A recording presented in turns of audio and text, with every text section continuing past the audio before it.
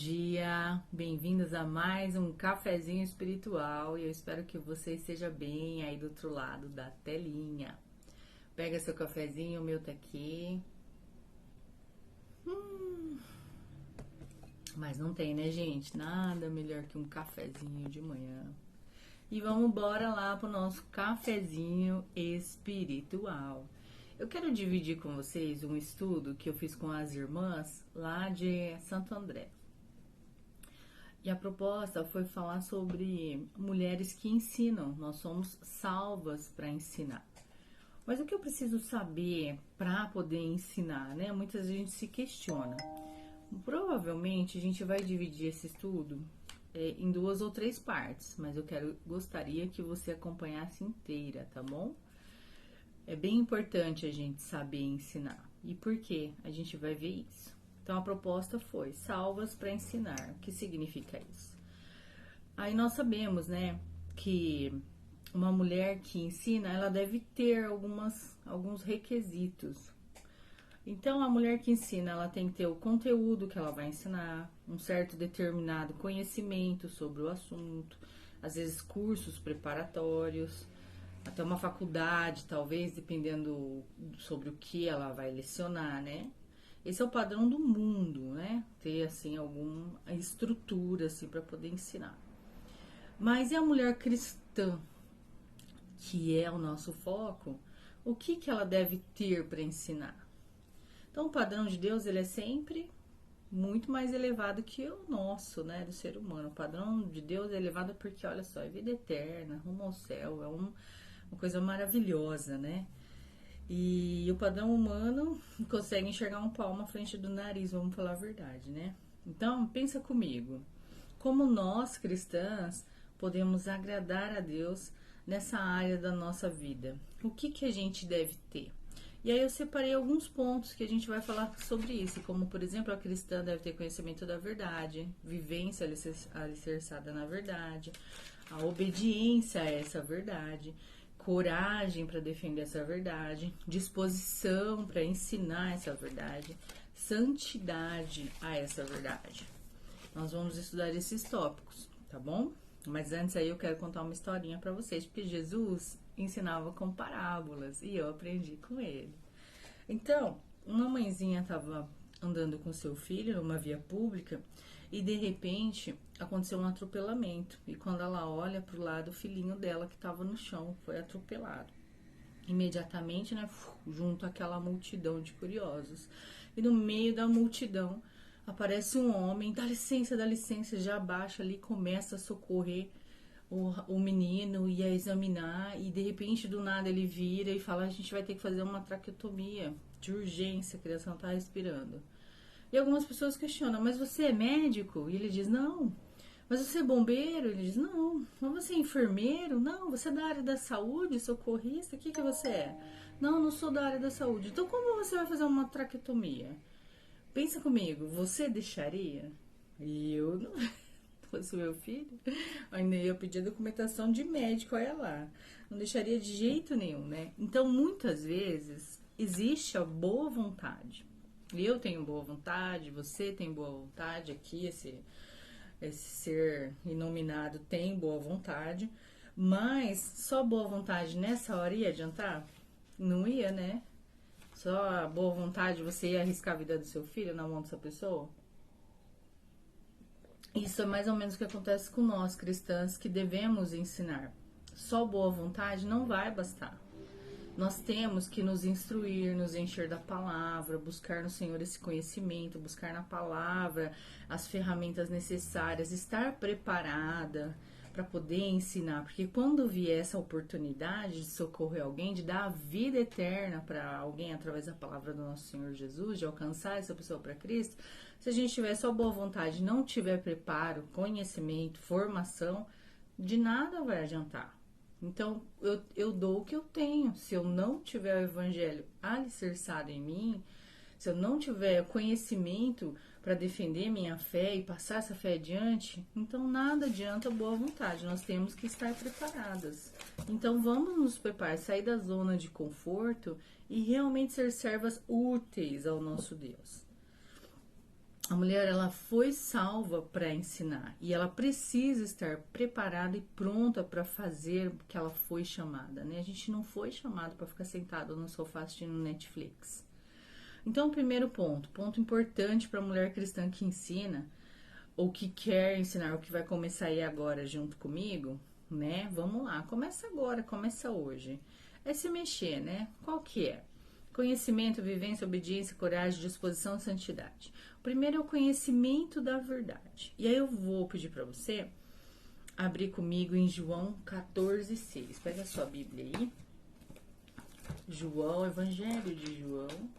Por que Evangelho? Porque conta as boas novas, né? Que Cristo veio para nos salvar. Mateus, Marcos, Lucas e João contam a mesma história, Cristo aqui na Terra, e aí cada um do seu ângulo de visão, né? 14:6 diz assim: Respondeu-lhe Jesus: Eu sou o caminho, a verdade e a vida, e ninguém vem ao Pai senão por mim. É uma passagem muito famosa. Então, quem que é a verdade? Cristo. Eu sou o caminho, a verdade e a vida. Se Cristo é a verdade, disse Jesus: Eu sou a verdade, ninguém vem ao Pai senão por mim. Qual é a verdade que nós devemos ensinar? Nós devemos conhecer essa verdade. Tópico 1, conhecimento da verdade. A gente tem que ser PhD em Cristo, saber ensinar Cristo, saber por que ele veio, quando ele veio, como foi, o que ele fez, né? E em João 8, 31 e 32, também a gente encontra uma passagem muito esclarecedora, aonde diz que Jesus, que os judeus haviam crido, né? Ó, disse Jesus aos judeus que haviam crido nele: se vocês permanecerem firmes na minha palavra, verdadeiramente serão os meus discípulos e conhecerão a verdade, e a verdade vos libertará. Quem é a verdade novamente? Jesus. Então nós temos que conhecer a verdade vai nos libertar, a verdade vai nos preparar. Nós temos várias outras palavras que nos mostram que Jesus é a verdade. A verdade é ser dita, ser pregada, ser anunciada. Por isso nós devemos conhecê-lo, saber a sua história, saber por que ele veio, saber para que ele veio, quando ele veio, o que ele queria, o que ele ainda quer, o que ele ensina, o que ele propõe, né? E saber todos os princípios da fé cristã, os princípios que nos movem, os princípios que nos mantém firmes, que nos mostra que o que Deus quer, né? Ninguém pode dar o que não tem, como eu disse. Como que a gente vai ensinar esses princípios se não soubermos?